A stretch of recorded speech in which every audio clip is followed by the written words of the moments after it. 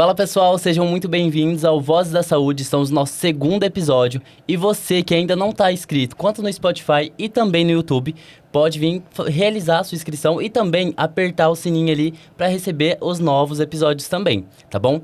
Hoje teremos uma entrevistada que é da casa, é da UCDB, e a gente vai conversar um pouquinho mais sobre essa experiência na docência em si. Hoje vamos falar sobre um assunto que os estudantes têm muita curiosidade, mas poucos sabem qual é o caminho. Vamos falar como sair da assistência para a docência. Como eu falei, a nossa convidada, a nossa professora Ana, né, que é da casa, ela vem ali com tudo já, trazendo toda essa união, porque não tem um acadêmico que não conhece a professora Ana. Porque todos ali, ela é uma bem querida dentro da parte, quanto da instituição, como professora também. E além disso, de todas essas qualidades que a professora Ana tem, ela é formada pela UCDB e também especialista em terapia intensiva, mestrada pela UFMS e professora aqui da instituição. E, além disso, primeiramente, seja muito bem-vinda, muito obrigado por me apoiar nessa, falar, olha, Guilherme, faz o projeto, vai, tenta, vai atrás. E eu acho que isso é muito interessante porque quando a gente fala da parte da docência, né, que hoje o nosso tema vai ser da graduação ao mestrado, como se tornar um docente em enfermagem. Uma questão, assim, para mim é muito interessante, porque eu sempre quero saber qual que é o processo, como que a senhora chegou onde chegou, entendeu? Como que... Pô, a professora tem 26 anos e já tá na docência, cara. Eu acho que é algo muito para todos os acadêmicos que eles ficam vendo.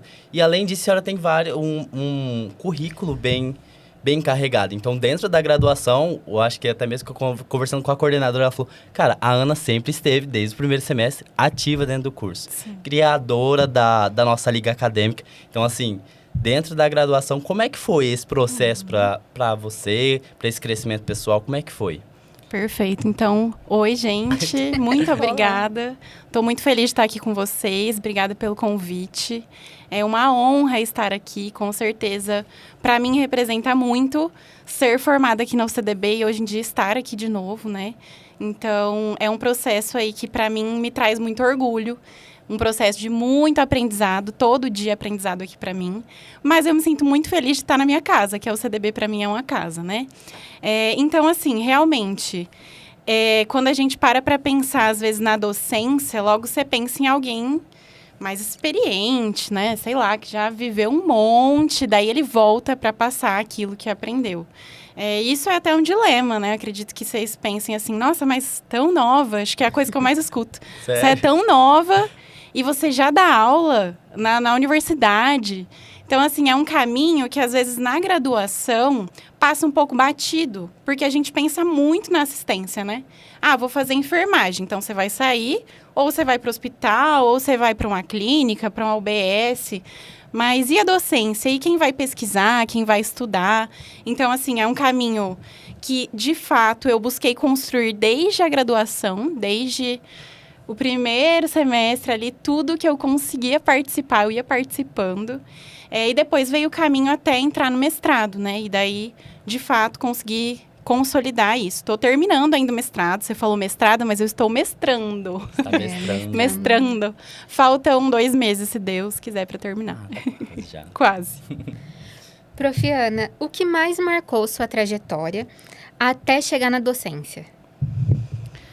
Olha, pensando na docência, você diz, ou como enfermagem? Como enfermagem ao todo, acadêmica, até chegar ensinar, né, lecionar. Sim, perfeito. Então, assim, eu venho de uma família que já é cheia de professores, né? Então, é algo que eu já pensava, sempre admirei muito essa questão do ensinar. E na graduação, eu também gostei muito de algumas coisas assistenciais. Então, se você me perguntar qual disciplina que você mais curtiu, que você mais gostou durante a graduação? Suporte avançado de vida. Então, é o que brilhou meus olhos lá no 8º semestre, quase no finalzinho, né? Tanto que eu depois fui estagiar em hospital, né? Ainda durante a graduação, fiz estágio extra e era na UTI. Coincidentemente, foi o ano lá da Covid. Então, assim, aprendi muita coisa nessa questão aí do hospital, né?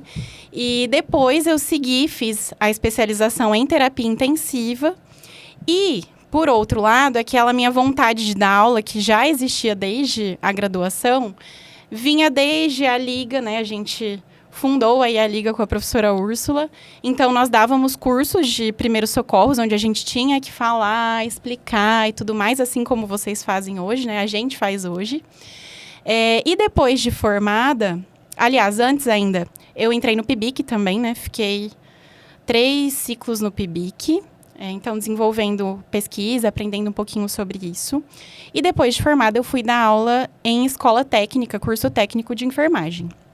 Então, quando eu estava ali pós-formada, exercendo as duas coisas, eu me sentia bem, feliz, realizada, mas eu sabia que eu queria um dia ir para a docência. E aí, eu pensava em fazer uma jornada vou fazer uma residência, depois eu vou fazer o concurso de enfermeiro militar, sabe? Aquele concurso temporário. E depois que eu fizer isso, daí eu vou atrás da docência. E aí um dia meu marido falou assim pra mim, se você quer isso, se é o que você quer pra sua vida, por que você já não vai atrás? Né? E eu já tinha algumas coisas da graduação, né? Que era parte do PIB, que eu já estava dando aula em curso técnico, né, à noite. E aí eu falei, caramba, acho que dá para eu ir atrás disso, né? Acho que isso me marcou, assim. Ele ter falado para mim, não é isso que você quer para sua vida? Então vai. E aí eu fui atrás. Então, acho que essa pergunta dele me marcou. Eu acho que é bom essas pessoas, tipo assim, quando fala, por que não? Por que você não vai e tenta? Exato. Às vezes a gente fala, nossa, mas é tão distante a parte da docência, eu preciso ter... A gente mentaliza, pelo menos eu, dentro da graduação, mentalizo o quê? Não, tenho que ficar pelo menos uns 10 anos dentro da parte ali de assistência, ter uma experiência, passar por vários setores. Aí depois eu vou ter que conseguir ir para docência. Aí depois eu vou pensar em um mestrado, depois eu vou... E às vezes não, às vezes o caminho tá tão menor e a gente pode facilitar esse caminho também. E às vezes a gente só precisa desse gatilho, que nem um podcast. Sim. Até mesmo. Né? E eu acho também, Gui, que essa questão da gente pensar de ir para assistência, ela é muito importante, tá? Não estou dizendo assim que todo mundo precisa ir direto para o mestrado. Para mim, ter estado ali na assistência abriu os olhos para muita coisa. Vou dar um exemplo. A gente passou o semestre passado 5 dias no hospital, não foi? Foi. Sim. Não foi marcante? 5 dias? Foi. Né? Aquela experiência, mesmo que curta, 5, 6 dias? Foram 5? Foram 5 dias. Foram 5 Perfeito. dias. Não foi marcante? Então, você não aprendeu um monte de coisa além, não abre teus olhos de forma diferente? Então, eu acredito que a experiência em si de estar na assistência vai despertar coisas que, às vezes, você ainda não tinha percebido na sala de aula, sabe? Mas entendi.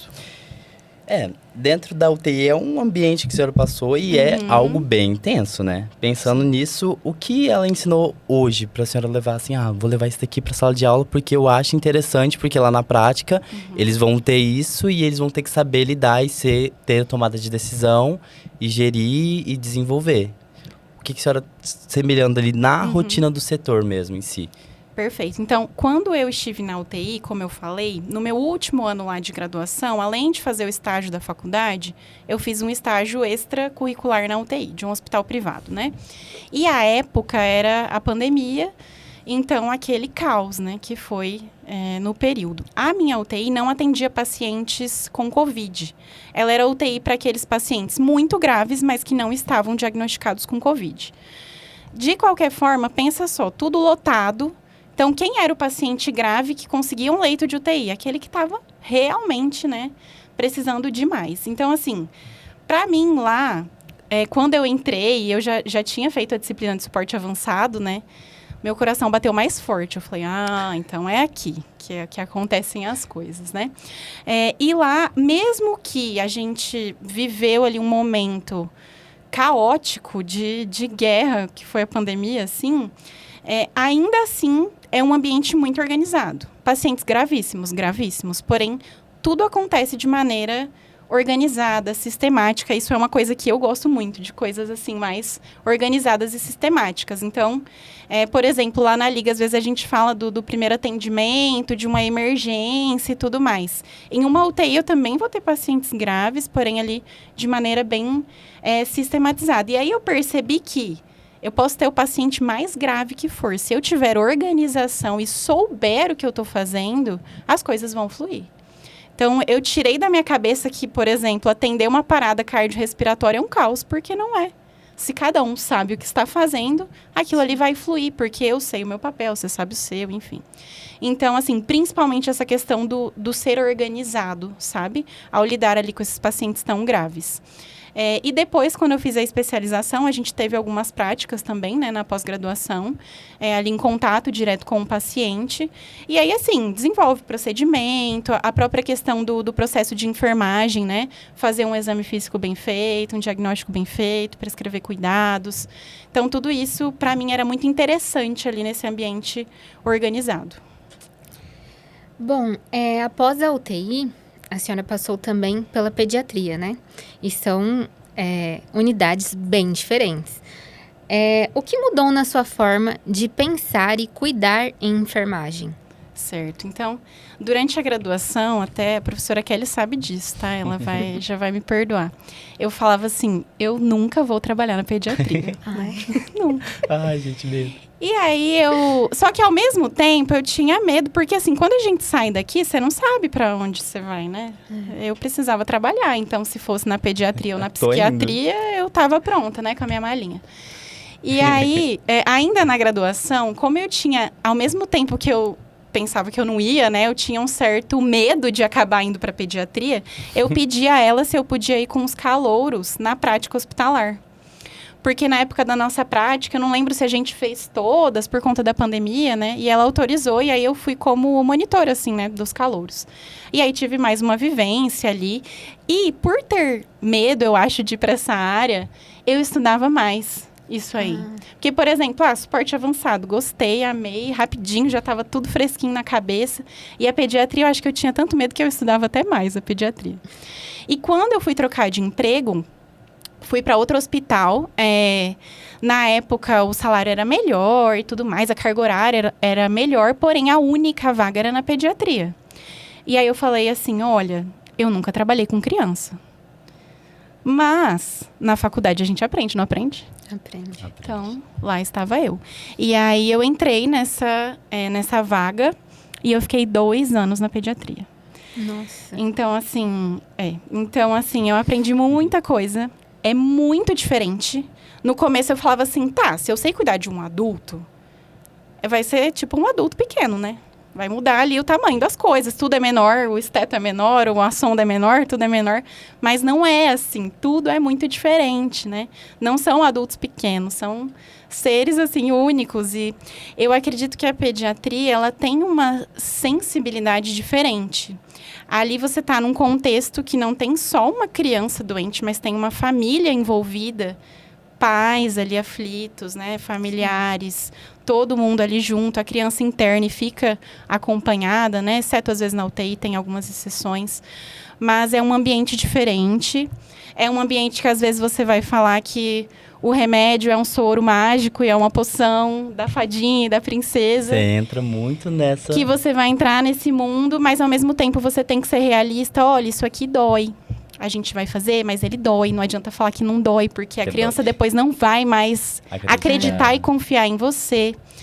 Ao mesmo tempo que às vezes você está estressado, de repente chega uma criança e te abraça e te chama de tia. Então, assim, é um mundo muito diferente, né? Uma vivência muito diferente. O cuidado em si é diferente, né? Então, é tudo muito, eu achava, né? Assim, leve, mas ao mesmo tempo de uma responsabilidade tamanha, né? Que apesar de serem pequenininhos, é uma vida ali preciosa para muitos. Com certeza. Eu acho que tem mais essa pressão também, porque os pais vão estar ali também, tipo, com toda certeza. aquela preocupação também em excesso. E aí a gente acaba ficando meio assim, Com né? certeza. Não, mas será que eu faço? Mas é algo assim que eu também tenho esse receio, assim, pediatria. Eita, eu acho que é uma cobrança a mais ali. Sim. Que você ficou meio que na pressão. Isso existe, de fato, né? Assim, a questão de você chegar e aí tá o pai e a mãe. Por exemplo, você vai fazer uma punção. Nossa. É Você mais vai... difícil, né? Aí, às vezes, vai olhar pra você e vai falar assim, você já fez isso, né? Aí você tá lá nervoso. Aham, sim. Você não vai errar, né? Só uma vez, né? Caraca. Só que assim, nem sempre. Eu não posso garantir, Sim. né? Óbvio, eu vou dar meu melhor, mas... Assim, são coisas que às vezes fogem do nosso controle. Então, você tem que conseguir lidar com a criança, com a família, da melhor maneira possível. E ter ali a sua segurança. Por isso que eu falo, estudem. Ter ali essa segurança para falar, não, eu sei fazer isso, eu conheço a técnica, né? E aí você consegue ali lembrar como é o passo a passo, como faz, conversa tranquilamente, e aí executa o que você tem que fazer. Mas é um ambiente, assim, que de fato, às vezes a gente fica mais inseguro, né? Dá um Por medo. conta da pressão Dá mesmo, medo. né, gente? É pressão. Bro, é assim, a senhora estava comentando da professora Kelly, que a senhora pediu Aham. pra mediar ali as aulas também, estar junto e poder reforçar esse conteúdo e perder um pouco desse medo. Uhum. Eu acho que eu também tenho isso um pouco com a senhora, assim, que eu quero... Ah, não, tem um receio ali na semiologia, eu vou ficar ali. E eu acho interessante. Mas para quem está na graduação hoje, o que é necessário? É necessário essa comunicação com o docente? O que seria, assim, necessário para... Ah, não, quero seguir o caminho da docência, eu penso na docência, mas qual que é para eu crescer dentro da graduação? Estar dentro dessa linha da docência, de ter esse contato. A gente tem hoje na UCDB as monitorias, né? Sim. Que a gente dá para os alunos dos outros semestres. Mas, além disso, o que é necessário ali que a senhora fala, olha, isso daqui eu acho interessante. Entrar em um projeto de pesquisa é interessante.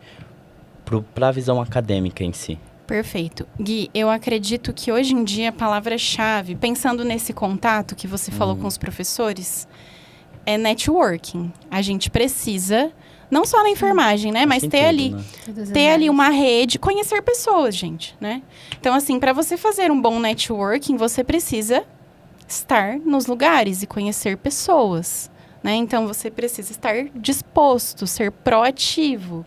E isso é uma coisa que nem todo mundo quer se colocar nessa posição, porque nem sempre é confortável. Ah, eu cheguei aqui, eu não conheço fulano, mas seria interessante que eu conhecesse fulano. Então, vou lá, vou conversar, vou achar um assunto em comum, vou me colocar à disposição. Ah, você tem um projeto? Como que é? Eu posso participar? Eu posso te ajudar? Mas não ganha nada, mas tá bom, Não, tô super topando. né? Eu acho que... Então, essa questão do ajudar a professora na época, né? Eu pensei assim, eu quero aprender. Ela vai acompanhar os alunos, né? Vai estar lá disposta, ensinando e ajudando. O que eu tenho a perder? Nada. Eu só tenho a ganhar com isso. E ganhar, eu digo em conhecimento, em crescimento, né? Então, assim, conheçam pessoas, façam contatos, conversem, sejam proativos, sejam dispostos. Com certeza isso faz a diferença. Porque amanhã ou depois eu vou lembrar do Guilherme que criou o podcast. Eu vou lembrar, entende? Eu vou lembrar do fulano que me ajudava, o fulano que queria ser monitor. Então, essas pessoas ficam marcadas. Por quê? Por conta da proatividade, da disposição, né? Em tocar as coisas, em aprender. E isso tudo, pensem que é oportunidade de aprendizagem mesmo, sabe? Não é assim, ai, mas é longe, ai, mas eu tô cansado. Gente, 5 anos passa tão rápido. E quando você sair daqui, o tanto de oportunidade que você teve, né? Então, eu pensava muito nisso. E aí, assim, tudo... você falou da professora Débora, né? Tudo que ela me pedia, eu dava um jeitinho, eu estava sempre pronta. Eu não esqueço até hoje, vou até contar um caso. No último ano de faculdade, ela organizou uma ação, acho que era de Dia da Mulher. Não, Outubro Rosa, acho que a professora Eline, enfim, né? E aí tinha que coletar preventivos aqui na UBS e eu acho que abriram para a comunidade da UCDB. E aí eu falei para ela, não, tô pronta, né? Vamos lá. Pois a gente ficou aqui até 10h30 da noite. Pois a gente ficou aqui o dia inteiro fazendo isso. Então, assim, cansei, aprendi muito, pratiquei muito. E eu não vou esquecer. Eu sei que ela também não vai esquecer disso, né? Porque até ela estava aqui me ajudando. Então, assim, são coisas, oportunidades, sabe? Elas aparecem e a gente tem que ter essa proatividade.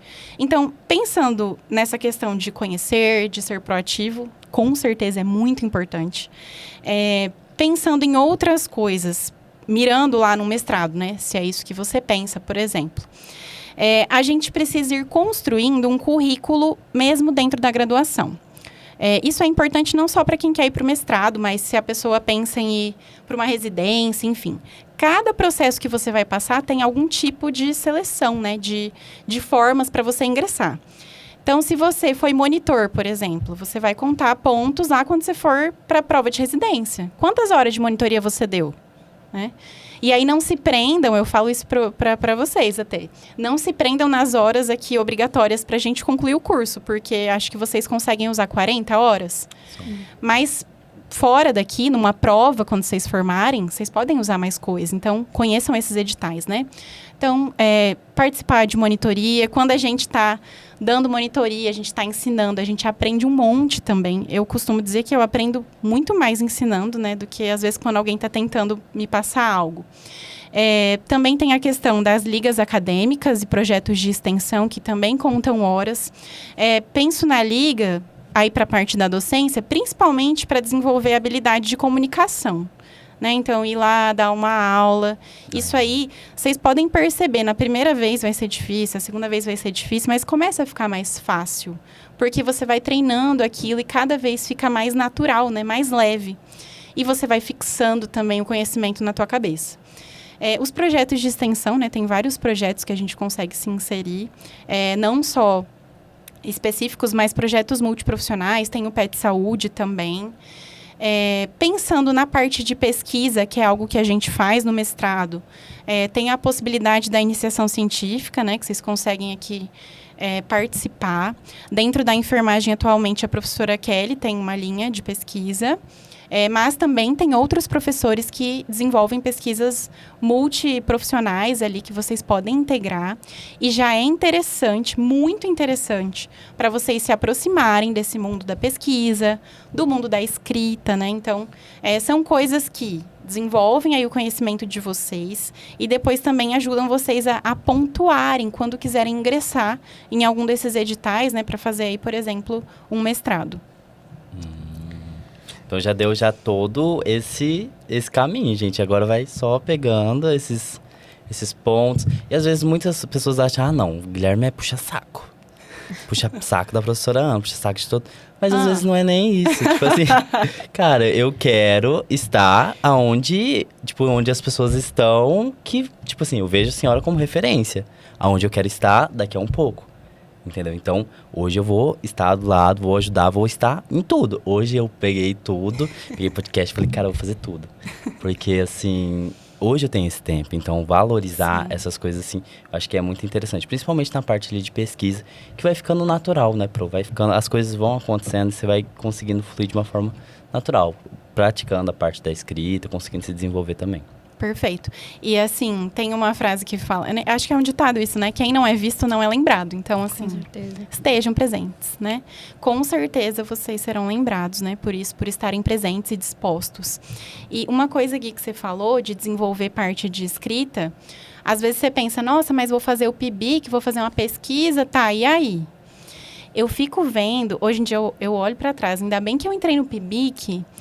Porque, além da questão de ter somado pontos, né, depois, quando eu fui fazer a prova de mestrado, eu me aproximei muito dessa questão da escrita e, na hora de fazer meu TCC, foi infinitas vezes mais fácil. E mesmo que eu terminei a graduação em 2021, que não faz muito tempo, ninguém usava IA. Então, assim, hoje em dia, vocês têm uma ferramenta, assim, que eu não sei nem explicar, né, para apoiar. Sim, para apoiar vocês nessa questão de por onde ir, qual é o caminho, né? E na época ele era entrando em base de dados 1 a 1, lendo artigo 1 a 1, procurando referência 1 a 1. Então não tinha onde eu falar, me dê um artigo que explica por que a sonda eu passo desse jeito. Não tinha isso, né? Eu tinha que, de fato, entrar em bases de dados e procurar. Só que isso me deu, assim, bastante desenvolvimento da questão da escrita e da pesquisa em si. E hoje em dia essas ferramentas estão aí só para auxiliar. E acredito que no TCC, quem já vem de um caminho de iniciação científica tem uma facilidade muito maior, né? Fica mais fácil, né? Com certeza. Bom, essa pergunta ela é óbvia, mas O óbvio precisa ser dito, pro. Sim. Sim, adorei. essas experiências práticas ao longo da sua vida, elas fazem toda a diferença para quem quer ensinar? Eu acredito que sim, fazem diferença. Mas eu não sei como é para quem sai da graduação e já vai direto para a docência sem passar ali por um tempo assistencial. É possível? Com certeza, porque a base teórica, ela te dá aquilo que você precisa até mesmo lá na prática, né? Então, se você não tem base teórica, desculpa, mas você não faz enfermagem, né? Porque a gente tem que ter uma ciência ali por trás do que a gente faz. Então, eu penso que com certeza mudou a minha visão do que é enfermagem, de explicar algo para vocês, mas falar, olha, nem sempre vocês vão ter esse material. Olha, lá na vida real, talvez não seja exatamente assim. E aí a gente consegue desenvolver, óbvio, dentro dos nossos princípios ali de ciência e tudo mais, mas conseguir desenvolver essa habilidade de tomada de decisão, de raciocínio do que eu vou fazer se eu não tiver tudo que eu preciso, por exemplo, né? Então, a gente lá na disciplina de semiotécnica, às vezes você não tem tudo o que você precisa para fazer um curativo. E aí você tem que pensar, qual é a teoria? Então, eu não posso contaminar isso aqui. Vou fazer primeiro a parte mais limpa, depois a parte mais contaminada. O que eu tenho? Uma luva estéril e uma gás estéril? Então, é isso que eu vou usar. E aí, a gente conseguir, baseado na teoria, desenvolver essas práticas. Mas estar no campo assistencial, com certeza, dá diferença, porque você sabe que haverão desafios, né? Para enfrentar lá na frente. Entendi. Pro, dentro da docência, eu imagino a senhora entrando, voltando para o CDB, voltando para casa de novo. Qual que foi esse percurso para a senhora? Como que foi essa vivência? Não, agora eu vou trabalhar dentro da UCDB, vou ser docente da UCDB. Então, assim, qual foi a maior dificuldade ou facilidade que a senhora encontrou dentro dessa trajetória? Eu acredito, vou falar primeiro das facilidades, né? Que eu acho que, bom. Né? Como eu disse ao CDB, eu sempre me senti em casa aqui, né? Então, estudei aqui. Depois, quando eu voltei, eu já sabia onde era o bloco B, eu já sei como são as salas, eu já sei onde ficam as carteiras, eu já sei onde é a sala dos professores, eu já sabia onde eram as coisas, eu sabia quem eu ia encontrar, porque as minhas professoras, hoje colegas, mais eternas professoras, seriam as pessoas que estariam comigo. Então, é o sentimento de estou voltando para casa. Eu já sei, eu já conheço, né, esse lugar. E, ao mesmo tempo, um sentimento de... Será que vai dar certo? Será que eu vou conseguir chegar ao que uma universidade precisa? Eu sou tão nova, eu cheguei com 24, né? Agora eu tenho 26. Então, assim, 24 anos, chegando para dar aula para pessoas que muitas vezes são mais velhas do que eu, né? Chegando com poucos anos de hospital, sem conhecer os alunos, né? Então, assim, tem aquele sentimento de não sei como vai ser, né? Será que vai dar certo? Mas é algo que eu acredito que acontece com todo mundo em qualquer lugar, né? Independente se é na docência ou não. E o ponto-chave é ter coragem. Vai com medo. Vai com medo mesmo. Porque eu até falei hoje pra Júlia, o que a vida quer da gente é coragem. Então, coragem pra viver. Bora, né? Sim. É claro que é um processo que ele exige evolução, persistência, dedicação profunda, porque às vezes eu não estou aqui, mas eu estou em casa, eu estou pensando em aula, eu estou corrigindo atividade, enfim. Mas teve esse sentimento do começo de será que vai, sabe? Nossa, do lado de pessoas que estão aqui há 15, 20 anos. E eu, que cheguei agora. E aí depois eu comecei a pensar, não, mas todo mundo um dia tem que começar, né? Não é possível isso. E aí, poxa, eu tinha entrado no mestrado, né? E estava estudando para desenvolver melhor esse lado de como ser professor. Então, é óbvio, é um processo gradativo de desenvolvimento e todos os dias a gente aprende algo novo, né? É fato. É lógico que vai ficando mais fácil com o passar do tempo. E também conforme a gente vai conhecendo vocês, né? Porque quando vocês entram aqui, vocês não conhecem ninguém. E nós também não conhecemos vocês. Então, conhecendo as turmas, sabendo que cada turma é de um jeito. Que uma turma aprende mais do jeito X e a outra do jeito Y. E indo, assim, nessa adaptação mesmo, né? Buscando o caminho mais fácil para que vocês alcancem desempenho bom aí nesse processo de aprendizagem. Então, acho que é isso. Bom, a pergunta a senhora já respondeu praticamente. Fala demais, né, gente? É bom assim. Para se tornar docente, muitas vezes é necessário mestrado, o doutorado, produção de iniciação científica. Você sentiu essa pressão quando chegou aqui? E em algum momento isso te gerou alguma insegurança ou uma sobrecarga durante todo esse percurso? Certo. Bom, sim, para estar hoje em dia no meio acadêmico, né, quem quer ir para a docência, no mínimo você tem que ter uma especialização, né, para desempenhar aí o papel de docente. E é muito recomendado que você ingresse o mestrado. No caso, existe mestrado profissional e acadêmico. O mestrado, para quem quer ser professor, é o mestrado acadêmico, né? E aí eu já tinha ingressado no mestrado acadêmico e, de fato, a gente precisa produzir, escrever, publicar, pesquisar, né? E, com certeza, isso gera uma sobrecarga, porque, ao mesmo tempo que a gente tem as aulas aqui, né, o trabalho, a docência em si, lá no mestrado eu sou acadêmica, então eu preciso cumprir as minhas disciplinas, né? Tô no último semestre, mas ainda tô cumprindo uma disciplina. Tô coletando meus dados para conseguir escrever minha dissertação. Então, é uma correria sem fim. Ou eu tô aqui, ou eu tô no mestrado. Dificilmente estou em casa, né? Apenas no horário de Visita dormir. minha casa. Exato. Então, com certeza, gera uma sobrecarga, mas eu vejo assim... Isso pra mim, tá, gente? Tem pessoas que ingressam no mestrado bem depois e tá tudo bem. Cada um vê aí a melhor carreira, com certeza. Mas eu penso em não parar essa linha de sair da faculdade, fiz especialização, tô no mestrado e já quero ir pro doutorado. E daí eu vou sossegar depois que eu tiver terminado tudo isso. Aproveitar o gás, né? O gás, porque o gás já tá ficando pouco, tá? Mas ainda, eu acredito que se eu fosse fazer isso daqui 10 anos, que eu pensava em fazer 1 zilhão de coisas antes, o gás ia ser ainda menor, ia ser ainda mais difícil, né? Inclusive, admiro muito as pessoas que conseguem desenvolver tudo isso e ainda têm filhos. Eu ainda não tenho filhos, né? Mas pensa, tem gente que desenvolve tudo isso e ainda tem, né, filhos, assim, para cuidar, enfim.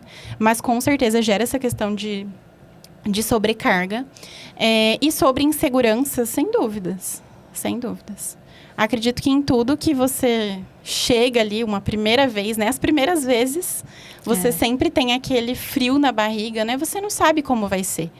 Que o que é novo dá medo, né? Mas é o que a gente falou, tem que ir com medo mesmo. Tem que ter coragem e enfrentar. E as coisas vão ficando mais leves e mais naturais. E tá aquela questão que a gente começou ali a organização. Manter aquela organização que a gente consegue seguir, né? As coisas ficam mais leves também. Pro, dentro dessa questão, assim, a senhora entrou, acadêmica, voltou, formada. Vendo a questão de geração, porque eu tava vendo, tem muita diferença. Sim. Tem muita diferença. Eu ficando ali, percebendo, falei, cara, é diferente, por conta que, assim, a minha geração é uma, a da senhorita é outra, a da nossa amiga aqui é outra. E tá tudo bem, mas como que o docente se molda para a forma de aprendizado com essa geração? A geração Z, a geração mais antiga, como muda a comunicação? A gente tem que ser um camaleão, porque de toda forma o enfermeiro ele vai ter que se moldar ali na questão da gestão, que a gente conversou no podcast passado, mas dentro da docência, a gente tem que fazer essa modificação também? Gui, com certeza. Eu usei um termo que é sobre o processo de aprendizagem. Existe um termo ainda melhor, que chama-se processo de ensino e aprendizagem. Então, por exemplo, quando eu estou numa sala de aula para dar uma aula, eu, na cabeça de vocês, sei tudo daquilo lá. Mas, gente, é possível que eu saiba todos os mínimos detalhes das mínimas exceções das trocentas disciplinas que a gente tem? Não. Não é possível, porque eu sou um ser humano igual vocês, né? E graças a Deus, a gente não sabe tudo, né? Então, é um constante processo de ensino e aprendizagem. Então, qual é a ideia? Que o professor, isso é bem importante que a gente saiba, o professor, ele não é o protagonista desse processo. O professor, ele é a ponte, ele é o intermediador para que vocês consigam aprender algo, certo? Então, às vezes, você pensa assim, não, eu quero chegar lá na sala e eu quero que o professor fala tudinho, entregue tudo, coloque um funil na minha cabeça e coloque todas as informações aqui.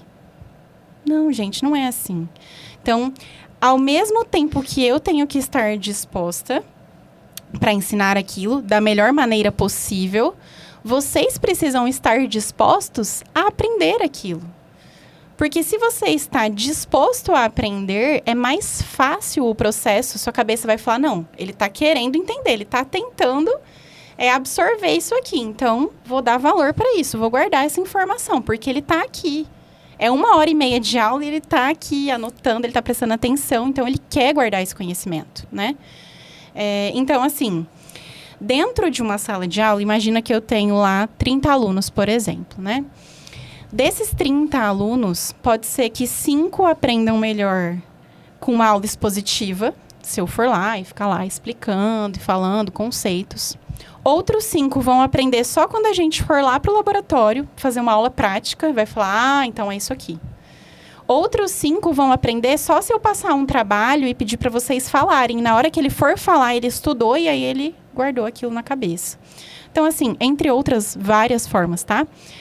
Outro vai lá responder o nosso quiz que a gente faz no final da aula e ali ele vai lembrar, nossa, errei isso aqui, então a resposta era aquela. Então, entende que existem várias formas de aprender, né? E cada um tem facilidade diferente com essas formas de aprendizagem.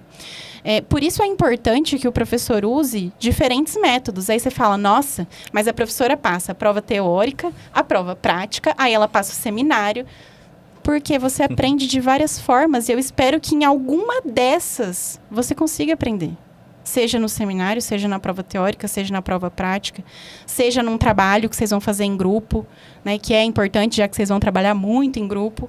Então, assim, eu acredito que hoje em dia a gente precisa sim conhecer as turmas, né, sim conhecer os nossos alunos, entender que eles têm diferentes maneiras de aprender e fornecer diferentes métodos de avaliação para que a gente entenda, né, onde que o aluno tem maior facilidade, maior dificuldade.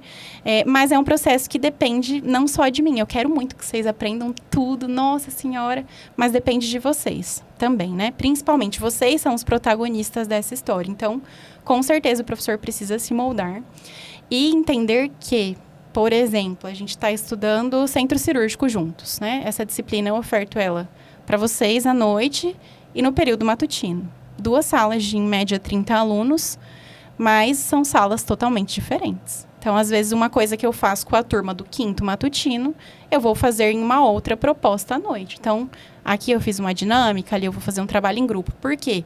As turmas têm perfis diferentes, né? Então, a pessoa que estuda de manhã, a pessoa que estuda à noite, eu tenho essas diferenças. Então, é necessário que o professor tenha esse feeling para adaptar ali a melhor maneira dos alunos aprenderem. Mas depende muito mais do acadêmico. Com certeza. Essa desenvoltura dentro da graduação mesmo, né? Com certeza. Bom, e a pesquisa? O que ela desenvolve no aluno que a prática clínica não desenvolve? Eu acredito que a pesquisa, ela nos dá a base. Isso é bem importante, porque às vezes a gente pensa que enfermagem é só assistência. Mas quando a gente vai fazer alguma coisa dentro da enfermagem, pensando que ela é uma ciência, eu preciso ter um porquê daquilo, eu preciso ter base para aquilo, né? Então, hoje em dia, eu vejo a pesquisa como uma forte aliada ou uma potencial aliada para assistência. Não, as áreas nem sempre se comunicam tanto, deveriam se comunicar mais. Por quê? Qual a ideia de uma pesquisa que seja boa? É uma pesquisa que vai atender uma necessidade do enfermeiro que está lá na ponta, lá na assistência. Então, por que eu vou usar a fita esparadrapo e não a fita micropore?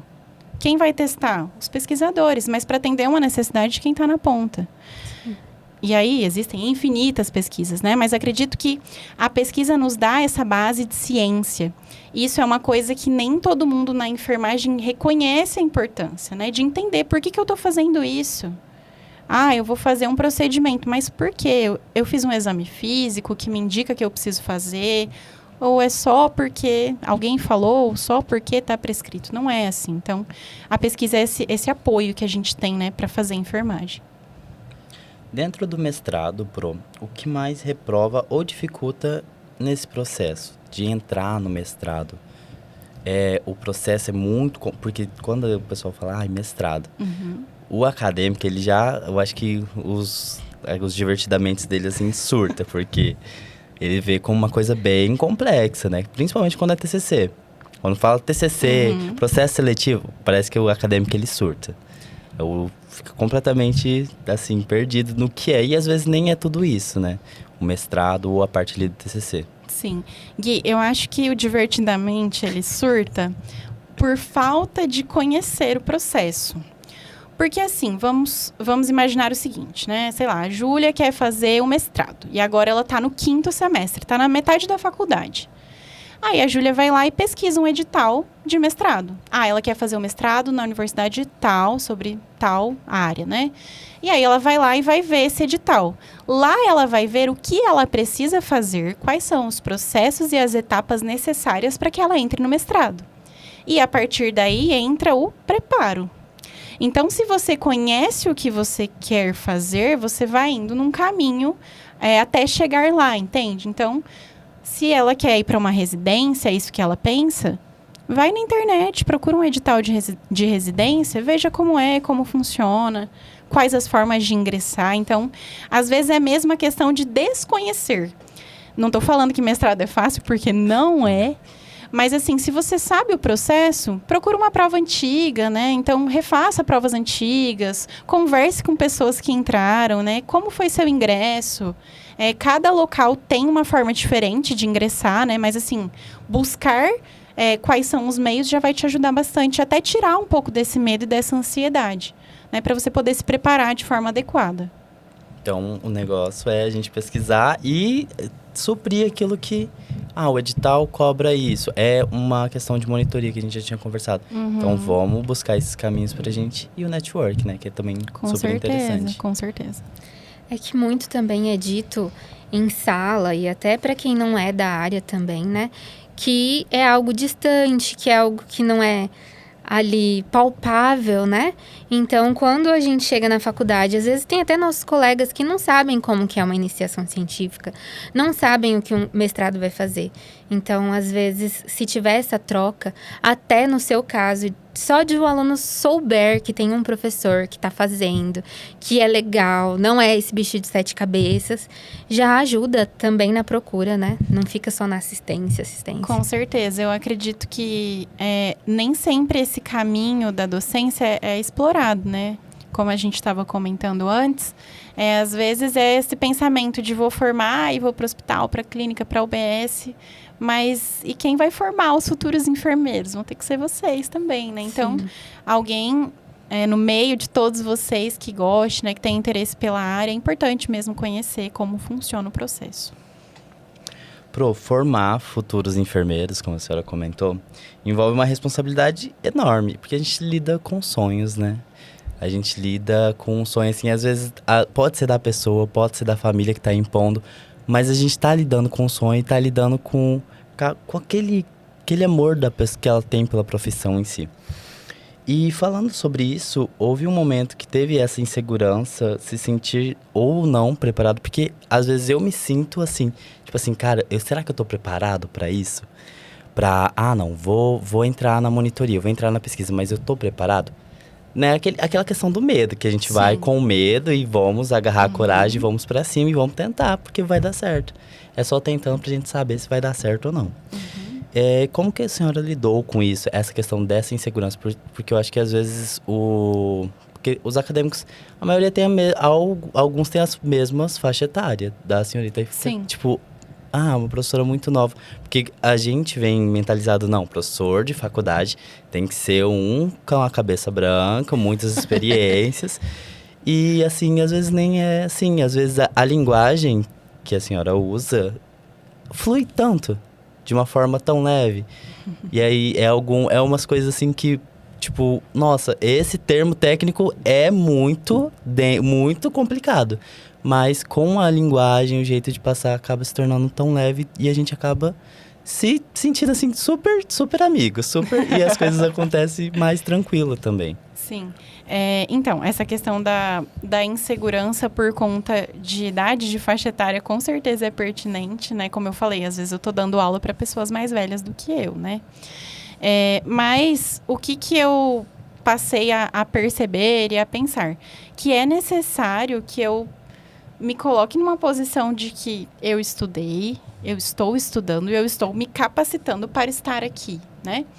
E vocês também. Acredito que isso gera até uma certa proximidade por conta dessa questão da idade, de vocês conseguirem olhar e falar, nossa, mas eu também posso fazer isso. É possível. É possível, né? Independente de eu ser novo. Porque vocês vão se deparar com isso, se vocês forem para assistência. Vocês querem para assistência? Eu não lembro, Sim, gente. eu quero. Assistência, você? Tô na dúvida ainda. Assistência, Eu docência. tô fazendo tudo que eu posso fazer pra lá na hora eu decidir. Pronto, entendeu? ótimo. Vai ter várias saídas, porque o leque é gigantesco. Mas, assim, quando a gente coloca esse pensamento de é isso que eu tô buscando, é isso que eu tô querendo, e aí a gente se compara, por exemplo, porque essa é a palavra, né? Comparei com uma pessoa. Isso começa a gerar uma limitação na nossa cabeça que vocês não estão entendendo. Então, às vezes até eu mesma, né? Eu pensava assim, mas e o professor que está lá há 20 anos e eu tô ali tão novinha, sabe?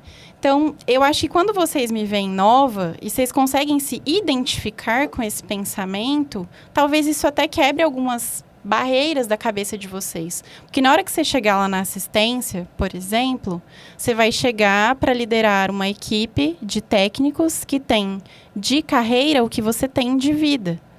Sim. Isso não é fácil, né? Porque exige uma construção mútua de respeito, exige uma construção de confiança. Nossa, mas ele formou agora e aí ele chega aqui e ele já quer me falar que é assim e que é assado. Então, é necessário que a gente, primeiro, não se compare, né? Saiba que você estudou, você está ali, é um processo de adaptação. Se identificar com pessoas também, né? Então, olha, fulano consegue, eu também vou conseguir, também é possível. Ter base, ter estudo por trás do que a gente fala, porque se você quer defender suas ideias lá na frente, seja na assistência, na gestão, na docência, você precisa ter base para defender essas ideias. E entender que é um processo individual também, né? Então, essa questão que você falou sobre linguagem e tudo mais, para mim é até um desafio às vezes isso, porque eu penso assim, tem tantas coisas difíceis na nossa área, né? Você falou sobre os termos, né? Que às vezes eu tô lá usando vários termos técnicos e pode ser que algumas pessoas estejam entendendo tudo, mas pode ser que outra metade da sala não está entendendo nada. Então, é uma questão de adaptação, né? Eu acredito que a gente precisa se adaptar e conhecer mesmo o perfil ali das pessoas para se comunicar, não só numa sala de aula, mas dentro das equipes, enfim. E essa questão da identificação e da proximidade que eu tenho com vocês é muito boa, porque é uma proximidade que, ao mesmo tempo, também tem respeito. Então, a gente se dá bem, a gente se respeita, né, apesar da questão de idade, e eu vejo isso como algo positivo. Eu, de fato, sou bem próxima, assim, sempre pergunto, e aí, você tá bem? Às vezes eu olho na carinha de vocês, vejo que vocês não estão legais, mas é uma questão ali mútua, né, uma troca boa que a gente tem. Eu acho que até o estudo, o conhecimento, a gente consegue transbordar de uma forma melhor. Sim. Nessa troca também de, olha, hoje eu não tô muito bem, mas, tá acontecendo isso, mas calma, o que tá acontecendo? E é interessante quando a senhora chega e fala, tá tudo bem, que você tá um cara estranho, Guilherme, o que tá acontecendo? E aí, assim, é interessante porque fica mais leve esse convívio e a gente consegue, sabe, não fica aquela barreira entre docente e acadêmico. Não vou interromper a professora, não vou tirar minha dúvida não, porque senão eu vou atrapalhar a aula dela. E aí, tipo assim, não vou atrapalhar porque é a professora Ana, entendeu? Ela vai me entender, vai me explicar e vai ficar mais leve. Não, às vezes eu falo, gente, toda hora eu falo, pessoal, tudo bem? Vocês entenderam? Sim. Tudo bem. Vocês entenderam mesmo? Posso continuar? Porque se vocês não entenderam e eu continuo, daí vocês não vão entender mais nada. Então, assim, eu prefiro 1000 vezes que vocês perguntem mesmo e aproveitem, né? Esse momento que a gente tem. Porque a sala de aula, a graduação, ela é espaço para vocês, de fato, aprenderem. Então, vocês precisam usar isso, né, da melhor maneira. Sair daqui sem levar dúvidas, treinando, né? Errando, às vezes, mas treinando, que uma hora vai ficar tudo certinho mesmo. Em algum momento da sua trajetória, você se sentiu desacreditada pelos alunos, assim, de início? Talvez pela idade ou por algo... Não sei, assim, de não se sentir preparada, algo psicologicamente falando? Eu acredito que isso entraria na questão de minha mesmo, de insegurança, mas eu acho que foi até conseguir mais proximidade com vocês, né? Porque a sala de aula, ela constrói um ambiente ali de confiança, né? Então, vocês me conhecem, eu vou conhecendo vocês. Eu sei como vocês são, eu sei como vocês aprendem melhor, eu sei que tipo de atividade flui melhor com vocês. Então, até entender tudo isso, eu acredito que houve, sim, segurança. Mas nunca aconteceu nada, assim, de eu pensar... Ai, a turma, sei lá, me odeia, não sei. Acho que até agora não aconteceu isso, né? Espero que siga assim. Tomara, vai seguir, vai ficar tranquilo. Amém. Porque, a senhora é maravilhosa. Todo mundo fala, obrigada. professora Ana. Não, Outra coisa também, a gente tá pontuando muito questão de organização. Uhum. É uma coisa assim, que eu tenho uma dificuldade, eu acho que muitos acadêmicos também têm, né? De questão de organização, horário. Eu fico vendo, a ela vem pra faculdade, vai pro mestrado, vai Ela no final de mora semana, aqui. ela vai viajar, volta, vai andar de moto. Cara, eu fico vendo e falo, cara, a professora, ela tem 48 horas, como assim?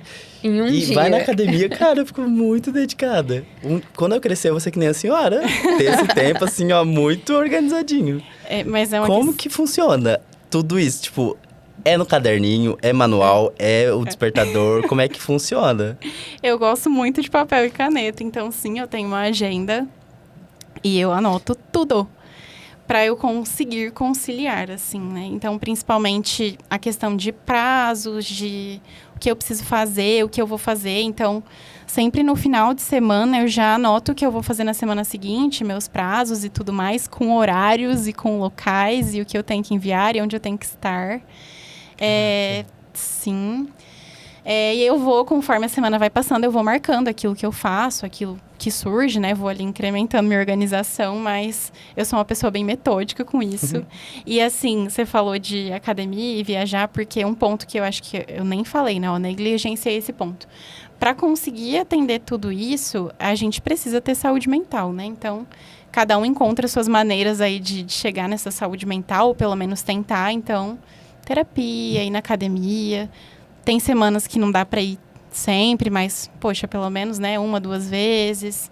Final de semana, espairecer um pouco. Então, a gente precisa organizar isso, porque saúde não é também só ali a gente se entregar, né, ali principalmente na enfermagem, e não cuidar do nosso próprio corpo, da nossa própria saúde. Então, de fato, é tudo anotadinho para tentar conseguir fazer o máximo de coisas. E para as coisas fluírem. E as coisas fluírem bem. E é bom, né, ter esses starts, tipo, vou na academia, vou fazer alguma coisa. Pra conseguir também sair um pouco dessa rotina e ser algo leve também. Porque a graduação, ela tem que ser um processo leve. A gente tem que... Porque passou esse momento, vai dar saudade. Vai bater aquela saudade, a gente vai falar, caraca, já passou. Quando a gente pensa em fazer graduação, nossa, 5 anos. Mas, cara... Todo mundo que eu vejo que já formou fala, passa muito rápido. Passa voando. Passa muito rápido. Vocês já perceberam isso? Que passa voando? Já foi 5 semestres, bro. Já foi 5 semestres. E tanta coisa que a gente vive, quanto com, tipo, experiências de colegas, experiência ali de trabalhos. De repente a gente tá vendo um conteúdo, depois a gente tá vendo outro. Um ponto que a senhora tocou sobre saúde mental. Tem um pensador que ele fala que é mente sã, corpo são. E assim, dentro da enfermagem, a gente tem muito essa questão de cuidar do outro, né? A gente, não, eu faço enfermagem porque eu amo cuidar do outro, eu amo cuidar do próximo. Mas quando a gente fala sobre saúde mental, a gente cuidar da gente, cuidar dessa saúde mental, porque vai trazer um pouco também dessa questão de autoconhecimento. E quando você está dentro da enfermagem em si, se você está com esse autoconhecimento em dia, tendo a terapia em dia, você consegue estar mais seguro para liderar, para desenvolver também quanto a parte da docência e outros ambientes também. Então, acho que é algo muito interessante, sim, para a gente valorizar em todos os âmbitos da nossa vida essa questão da mente saudável, procurar esse bem-estar também pra gente estar bem e poder transmitir esse cuidado também.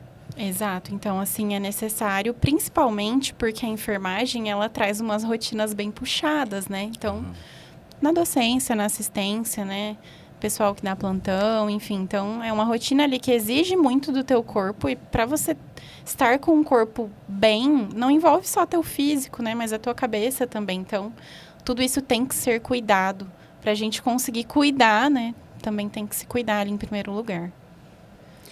Bom, Prof. Ana, ser um bom enfermeiro garante ser um bom professor? Eita. Nossa! Pegou, né? Não acho que garante. Porque ser professor exige que você consiga ter esses feelings que a gente falou de entender como as pessoas aprendem, conseguir passar uma informação de maneira leve, através de formas que sejam fáceis de aprender, né? Então, não tem como eu garantir que uma pessoa que é lá um enfermeiro top há 30 anos de um pronto-socorro vai conseguir vir aqui e dar uma aula que vocês entendam perfeitamente tudo aquilo que ele faz e tudo mais. E nisso eu não estou desmerecendo nenhum e nem outro. Eu acredito que a docência em si, ela exige algumas habilidades, né? Para que a gente consiga, de fato, entender o nosso público e passar aquilo da melhor maneira. Então, nem sempre alguém que é muito, muito bom assistencialmente será muito, muito bom dando uma aula, né? Com certeza. Eu acho que a senhora quebrou um pouco do que eu pensava. Por conta que, assim, eu pensei, cara, o enfermeiro bom é aquele que sabe, ele vai saber liderar a sua equipe, vai conseguir desenvolver pessoas. E eu acho que seria a mesma coisa na docência, mas a senhora trouxe uma outra visão. Eu tô igual a Nazaré, assim, pensando nas coisas, assim, muito diferente. Prof, uma ação concreta, algo que o estudante pode fazer ainda essa semana, no decorrer dessa semana, para começar a se desenvolver o seu caminho dentro da docência, além daquele que a gente conversou já sobre procurar edital, ver o que está faltando. Olha, é isso que está me faltando? É uma liga acadêmica? É me desafiar? É uma proximidade com o professor? O que ele pode fazer além disso, né? E a organização, que eu acho que é uma coisa, assim, essencial para todo acadêmico, toda pessoa que pensa e se desenvolver na área e entrar nessa parte da docência, é a organização. Mas aquela dica, sabe? Olha, faz isso que eu acho que esse vai ser o caminho ideal para você conseguir se desenvolver também. Gui, se eu for falar em alguma coisa para vocês fazerem essa semana, vocês teriam que primeiro pensar, e aí eu não digo só para docência, né? Mas pensar assim, onde eu quero chegar? Então, vocês vão formar daqui 2 anos, desculpe lembrá-los. E daí, assim, para onde você quer ir?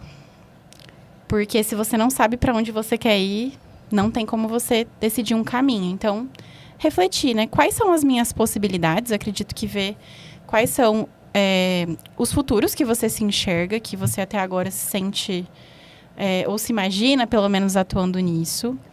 E sabendo onde você quer chegar, definir ali o que você vai fazer ao longo da jornada. E aí você vai ver se você vai procurar uma liga, conversar com o professor, trocar ideia. Mas então, essa semana a missão é pensar, se imaginar onde eu quero estar daqui 2 anos, né?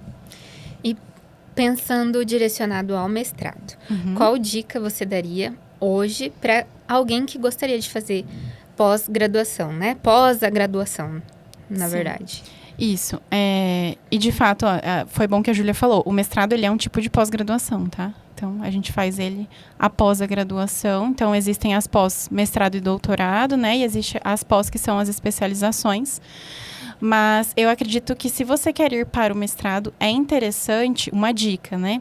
Que você comece por grupos de pesquisa. Então, existem alguns grupos de pesquisa que são abertos, que você pode ir lá participar das reuniões, né? E lá eles falam sobre pesquisa, existem vários temas de diferentes grupos de pesquisa. O grupo que eu faço parte é o grupo de pesquisa em enfermagem clínica da Universidade Federal. Então, assim, existem vários grupos com vários temas e lá eles vão te aproximar desse mundo da pesquisa. Então, é um caminho ali para você conhecer, né? É interessante essa questão do grupo de pesquisa, que eu tô entrando também agora, como eu falei, entrei em tudo. E assim, é interessante porque você consegue ver experiências de outras pessoas em outras pesquisas. E você vê, cara, eu falo, ele é tão novo e ele tá, tipo, hablando, assim, como se fosse uma coisa muito simples, sabe? Sim. E aí acaba se tornando natural. E aí, dentro desse grupo de pesquisa, você consegue ir se desenvolvendo, quanto na parte da escrita, e é algo assim que depois, lá no TCC, você vai falar, é o TCC só, ajuda gente. bastante. Uhum. Né? Eu acho que é algo mais tranquilo também. Sim. Dentro da parte da gente falando do mestrado, doutorado, a gente fica muito nessa questão. Para onde eu vou, né? Vou pro mestrado, vou pra residência. Quando a gente sai, a gente quer agarrar o que vem, né? Mas pensando nisso, na parte do mestrado, dentro da parte da UFMS, que a senhora chegou a entrar, tudo certinho, a senhora teve algum mediador dentro disso ou a senhora foi entrando pelo edital e conseguiu seguir normalmente?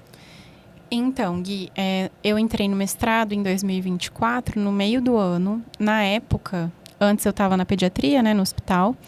E uma colega minha amiga, a Betânia, inclusive, obrigada, Betânia. Se hoje estou aqui, ela tem parte nisso, mas ela que me incentivou. Ela também queria ir para o mestrado, né? E ela foi, no início do ano, ela fez a prova e tudo mais. E ela, vamos, escreve, né? A gente faz um pré-projeto e aí tem uma prova, enfim. Ela me incentivou para fazer e eu falei, não, mas aqui no meu trabalho tá tão cômodo, né, gente? Na época eu estava no hospital, mas trabalhava em horário comercial, eu tinha folga nos feriados. Então, sabe, é o comodismo mesmo, né? Eu fiquei assim, tá bom, né? Vou Vamos deixar. lá. Mas quando ela entrou, e ela entrou no início do ano, sobraram algumas vagas, porque houveram algumas reprovações, enfim, algumas vagas não foram preenchidas. E eles abriram uma nova prova, depois de uns 3 ou 4 meses. Acho que tinha 5 ou 6 vagas, na verdade. E aí ela falou, vem, sobrou vaga esse ano, eles vão abrir outra prova, escreve e tal. E daí teve aquela pergunta que eu falei lá do começo do meu marido, né? Vai, né? E aí, é isso que você quer? Então vai. Então, a minha amiga estava lá, me chamou, teve essa pergunta do meu marido. E aí eu falei, bom, vou fazer. Então, escrevi o pré-projeto, né? Que lá onde eu faço mestrado na Universidade Federal. E lá a gente tem o envio do pré-projeto. Tem a questão dos títulos que são avaliados. Tem uma prova com questões fechadas e abertas. E depois a gente tem que apresentar o pré-projeto no estilo de uma banca. Então, ela me deu todo o caminho das pedras. Eu já tinha lido vários editais também, né? E aí, encarei. Então, assim, quem mediou foi essa minha amiga. Era algo que eu queria, mas quem me aproximou mais foi ela, por me falar o processo, como funcionava. E foi assim que eu entrei lá. E adotou o mestrado e foi Isso. pegando essas pedras. Agora tem que terminar o mestrado, né, gente? Em 3 pro meses. doutorado 6 meses, ainda. E mais o doutorado, se Deus quiser. É importante a gente falar disso também, por conta que tem muita gente... o seu caso é uma pessoa muito jovem, que saiu da graduação, foi para assistência e entrou no mestrado. Mas tem muita gente que às vezes fica no comodismo, anos, tem o sonho, trabalha, sei lá, 30 anos num hospital e desiste desse sonho, né? E nem sempre a gente precisa desistir dos nossos sonhos, né? Não. Nunca é tarde para tentar. Não. E essa questão do comodismo, ela é um ponto, assim, né, para tudo. Se a gente fica acomodado, a gente não sai do lugar. E eu acredito que quando envolve estudo, que estudar não é fácil, né? Exige dedicação, exige cabeça, você tem que ter tempo, você tem que, de fato, estar ali. Então, Para mim, como eu falei, é um barco que eu embarquei e eu quero descer só quando eu tiver terminado tudo. Então, foi algo que eu saí daquele comodismo de vou ficar só aqui na assistência, já terminei a especialização, embarquei no mestrado e quero, assim que terminar, já escrever o pré-projeto para o doutorado, se Deus quiser. Então, de fato, a gente precisa sair dessa zona de conforto, né? Pensando nessa questão do... Você tá falando tempo, doutorado. Quantos meses para terminar o mestrado? 2? 3, se Deus quiser. 3 meses? Amém. Eita. E qual que é o tema do mestrado que a senhora está fazendo hoje? A minha pesquisa ela é sobre a incidência de pneumonia associada ao AVC. Então, eu faço ela numa unidade especializada em AVC. Pacientes com suspeita de AVC vão para lá, né, fazem os exames para confirmar. E muitos pacientes, apesar de internarem lá por AVC, acabam ficando numa internação prolongada porque acontece o evento da pneumonia por conta de disfagia, broncoaspiração, enfim. Então, na minha pesquisa, a gente vai ver quantos dos pacientes que são admitidos que desenvolvem pneumonia e quais os fatores que estão associados ali, relacionados para que ele desenvolva essa pneumonia, o que acaba prolongando a internação, aumentando custos, né, e piorando o prognóstico do paciente. Então, essa é a minha pesquisa. Então, pensando nessa melhora, né? Sim, a ideia é que a gente consiga identificar quais fatores que levam ele a ter, a desenvolver a pneumonia, né, acontecer a pneumonia, para que a gente possa pensar em estratégias para minimizar esses riscos, intervir, né, cuidados de enfermagem, cuidados multiprofissionais, né, o que pode ser feito para que ele não tenha pneumonia e acabe piorando e ficando internado por mais tempo também. Ah, entendi. Só para entender mais ou menos, por questão assim, porque toda vez quando a gente pensa em pesquisa, a gente tem que pensar nessa questão de melhora dentro quanto do ambiente intra-hospitalar, dentro da parte da saúde da família também, né? E dentro da pesquisa, o que a senhora já teve ali, que a senhora falou, olha, esse daqui eu acho tipo, na prática, trazendo a prática e a pesquisa. A senhora falou, olha, esse daqui eu acho interessante que a gente pode alimentar dentro da pesquisa também para ter uma melhora, quanto ali dentro do intra-hospitalar ou dentro do ambiente da saúde da família também, na UBS. Sim, Gui, eu acredito que o que é importante quando a gente vai fazer uma pesquisa é que nós tenhamos uma boa justificativa. Você quer pesquisar sobre o assunto tal, mas por quê? Qual a finalidade de você pesquisar? E hoje em dia existem tantas pesquisas, né, gente? Cada dia uma pesquisa sobre outro assunto. Então, hoje em dia, para pesquisar sobre um assunto, é importante que a gente faça uma busca na própria literatura, vendo onde existem lacunas de conhecimento. Então, isso aqui não foi estudado. Ou então, eles estudaram até aqui. A partir daqui, ninguém viu ainda. E aí, nos próprios textos, artigos científicos, a gente encontra recomendações do que deve ser estudado, né? Então, a gente vai, a partir dessas buscas, justificar. Não, eu quero fazer um estudo sobre tal tema, porque as pesquisas vão até esse ponto. A partir daqui, ninguém pesquisou ainda. Então, é importante, para pesquisar, que você tenha bagagem de leitura. Isso até mesmo feito, né? Isso até mesmo para vocês desenvolverem o TCC, né? Então, vou desenvolver um TCC, mas o que já se sabe sobre esse meu tema? O que está faltando, né? Ou o que ainda não foi estudado a partir daqui? Então, é interessante que a gente conheça a literatura. Eu tenho uma dúvida, assim, sobre o que o mestrado em si, ele tem a oferecer para os enfermeiros e também os acadêmicos. Por exemplo, na minha cabeça, é como você fosse duas pontas. A ponta que está pesquisando o que precisa ser feito e também a ponta que está passando para os futuros enfermeiros. Seria mais ou menos isso? Ou tem uma mudança de didática pós-pesquisa e aquilo lá vai para os enfermeiros já qualificados hoje? Como que isso funciona? Você quer saber o que eu faço lá no mestrado? Sim. Então, como eu falei antes, a gente tem mestrado profissional, que é um mestrado para pessoas que já trabalham na área e que vão desenvolver algum produto final e físico. Esse não é o que eu faço. eu faço mestrado acadêmico. Mestrado acadêmico é voltado para a docência e para a pesquisa. Isso não quer dizer que eu não possa gerar um produto, eu posso, tá? Mas dentro do mestrado acadêmico, a gente tem uma base, principalmente no primeiro ano, são 2 anos, né?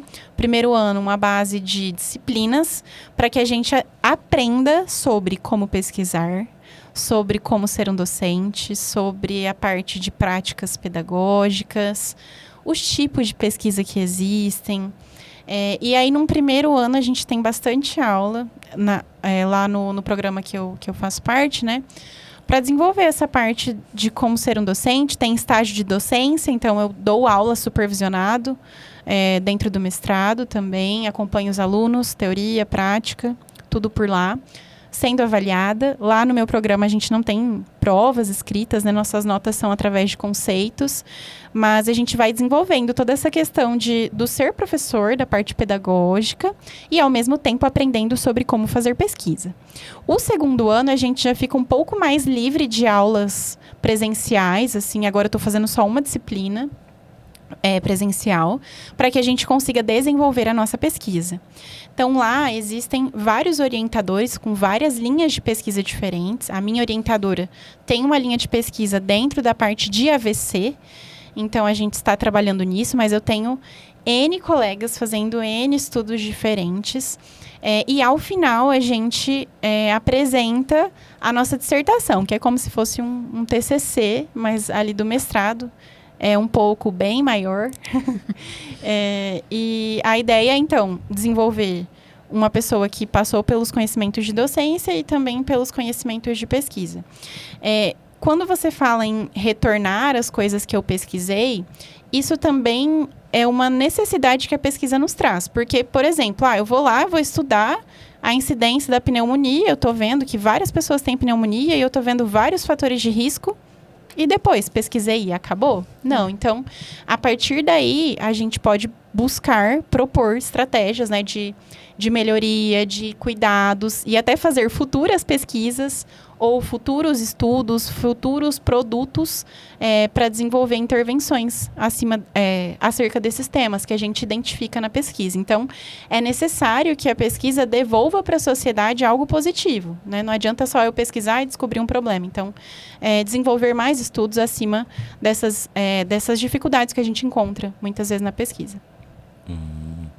Pro, a gente está falando muito do agora, né, do mestrado e conversando sobre o mestrado, mas parando para pensar um pouco lá em 2019, 2020, na pandemia, a senhora atuando no Drive aqui no ginásio da UCDB. Como é que foi essa experiência para a senhora? Como que surgiu isso? Falou, olha, vou atuar, vou passar por ali. Como é que foi tudo isso? Então, Gui, na época... como eu disse antes, era quase que um cenário de guerra, né? Tudo, a gente foi para o estágio. Acho que a professora Karine até comentou, ainda não tinha vacina, mas alguns alunos foram, outros não. Eu fui para o estágio. E aí a gente fazia o estágio já lá no hospital regional, que na época era referência de atendimento de Covid, né? Então, os pacientes lá, assim, em cenário de guerra, realmente, porque não tem como explicar. Hospital super lotado. Muitos profissionais contraindo a doença, a gente ali no estágio. Foi um momento de muito aprendizado, porque, de fato, tinha muita coisa para a gente fazer. A gente ficou ali em linha de frente. Aprendemos muito, mas também um momento de muita apreensão, né? Eu, na época, morava sozinha, então eu penso assim nos colegas que voltavam para casa e, às vezes... não sabiam se tinham tido contato, mesmo que a gente se cuida, né? Se você pega a doença, você vê como a pessoa fica. Então, quantas pessoas indo a óbito, assim, muito difícil. A parte psicológica também pesou bastante na época. E aí a UCDB abriu, então, no ano foi 2021 que abriu o Drive, eu não vou lembrar. Foi no meu último ano, acho que foi 21. Sim, 21. E a gente fazia o nosso estágio e ainda vinha aqui para o Drive. Então, até, assim, alguns calouros na época também começaram a vir no Drive junto com a gente. Mas nós fazíamos o estágio no hospital, na UBS, tudo rodando. Na UBS, quando chegou a vacina, a gente saía vacinando o pessoal. E depois a gente veio para cá. Então, era muito gratificante poder vacinar as pessoas, porque depois que a gente teve aí a vacina, né, foi perceptível o número de internações que diminuiu, ou se os pacientes internavam, a gravidade dos casos era menor. Então, assim, era gratificante, era cansativo, porque a gente ficava aqui até super tarde, final de semana, à noite, até tarde, filas e filas, e a gente ali vacinando. Mas dava esse sentimento de pertencer, né, de fazer a diferença em um momento que foi tão difícil. Então, com certeza, foi de muito aprendizado. E, assim, foi um momento marcante também, ao mesmo tempo, por conta da situação que a gente estava vivendo, né? Então, é mais aquele...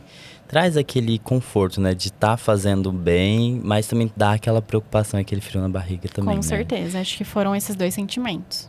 Tem algum acontecimento dessa época que te marcou tanto que você leva até hoje? Acredito que foi o primeiro óbito que eu vi, né? Então, acho que é muito diferente quando a gente está na sala de aula e fala sobre isso. E, infelizmente, acredito que o que me marcou muito no começo foi ter visto um primeiro óbito. No meu estágio não obrigatório, né? Então, isso foi algo que me marcou de forma negativa num primeiro momento, porque é muita coisa para você processar, né? Começar a participar dos procedimentos, das manobras, e aí não deu. Então, isso de forma negativa. Mas depois, conforme as coisas foram passando, também tiveram várias pessoas que se recuperaram. E isso me marcou muito de forma positiva, ver pessoas que chegavam mal, né? E depois conseguiam sair. Então, teve esses dois momentos também. No começo, muito medo, né? Muita insegurança, muitas coisas tristes. E depois, aquele pingo de esperança que surgiu com o passar do tempo. Então, marca de forma positiva ver a evolução, né? E a saída das pessoas bem. Pro, já estamos encerrando. E qual o recado que a senhora deixa para os acadêmicos hoje da enfermagem em si, ou aquele que pensa em estar aqui hoje, ou no podcast, ou dentro da enfermagem e o CDB? O que a senhora deixa de recado? Para aquele que está na dúvida mesmo, sabe? Ou tipo, será que eu curso? Será que eu vou e enfrento esses 5 anos? Mas, gente, resume em 2. Isso. Eu acredito que é o que a gente falou sobre ter coragem, né? Vão ter vários momentos de medo, de dúvidas, mas a gente não tem como saber como vai ser se a gente não encarar. Então, encarem, aproveitem a universidade, aproveitem as pessoas que estão aqui. Não tenham medo de errar. Tentem, vão, insistam, conheçam pessoas, sejam vistos, que vocês serão lembrados. Então, aproveitem de fato esses 5 anos que passam voando. Vocês vão ver que daqui a pouco já acabou. Mas é isso, tenham coragem, né? O que a vida quer da gente é coragem. Perfeito. Pro, obrigado. Queria agradecer muito por esse bate-papo, por essa conversa. Eu acho que assim, a senhora trazendo toda essa visão, quanto da UTI, mestrado, pesquisa, a gente consegue ter um leque ali que é possível, que a gente consegue. E eu acho que a senhora passa um pouco dessa coragem. Você consegue, vai dar certo. Vai, Guilherme, faz o projeto e vai dar certo. E hoje a gente está aqui realizando. E a gente está pegando essas coragens e colocando em ações também.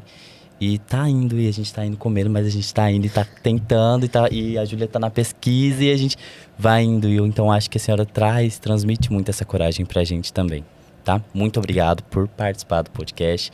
Por ser essa docente tão, assim, aplicada com a gente, sabe? Humana, acessível, sabe?